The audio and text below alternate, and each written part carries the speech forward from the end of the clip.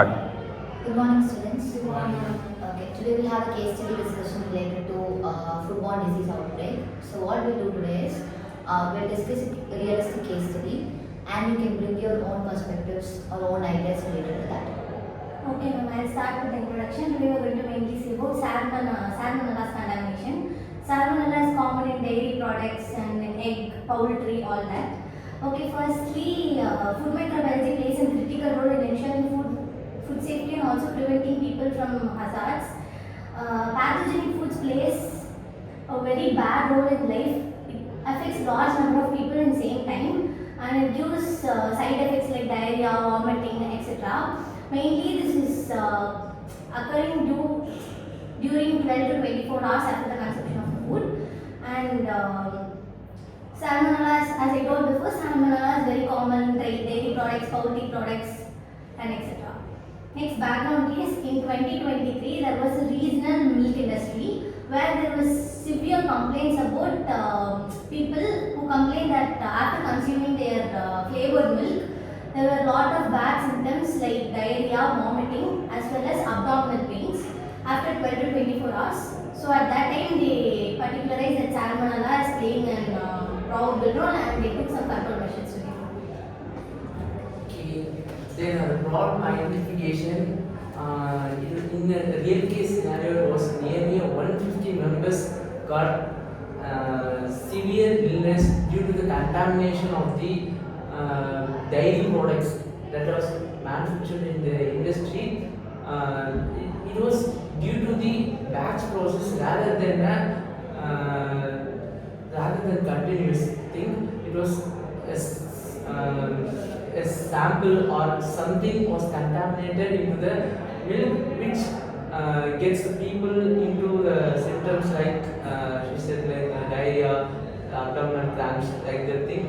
Approximately 60% of the people from 94 who consumed those products got severe illness. This showed that a small level of contamination in the dairy products can cause a huge impact in the society. So you have discussed about the problem and the problem they faced. So for the for this they can make some kind of sample collections. So the sample collection is plays a major role because from that they could identify what are the pathogens that affects the milk.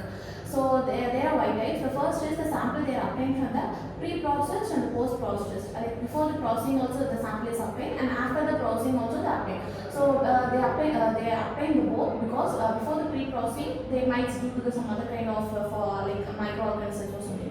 If it is after the post-processing, it can be due to the external factors or due to the equipment, something maybe. And they used to take the samples in swabs too. Swabs is nothing but cotton is attached in a stick where they used to collect the samples from the corner of the equipment. You know, in industries they don't sometimes the equipments don't have the smooth curves. Most of the equipments they prefer the smooth curve, but in few industries they have sharp curves. So what it will get is in dairy industries the milk proteins like that they could get settled at the corner. So the swabs used to take the samples from the corner and various tests were undergone. We have much amount of testers and most common test we could know about is the plate counting. We have learned about it during our subjects too. So in plate counting there are two types, that is pour plate method and spread plate method. And spread plate they used to pour it and spread it using agar. So they could identify the types of microorganisms which is presented. And the next is, so after giving all those sample collections and the testing, what we could identify is the major cause for this reason is the most known bacteria which is Salmonella. So the Salmonella which could it may be due to some other external factors or improper cleaning or from the milk uptake, the Salmonella could affect the milk and the products which are developed in the industries. So let me tell about root cause analysis and role of acid. Root cause analysis is poor hygiene due to unclean storage tank. Improper pasteurization temperature was maintained. Personal handling practices were not safe. Contaminated water was used for cleaning.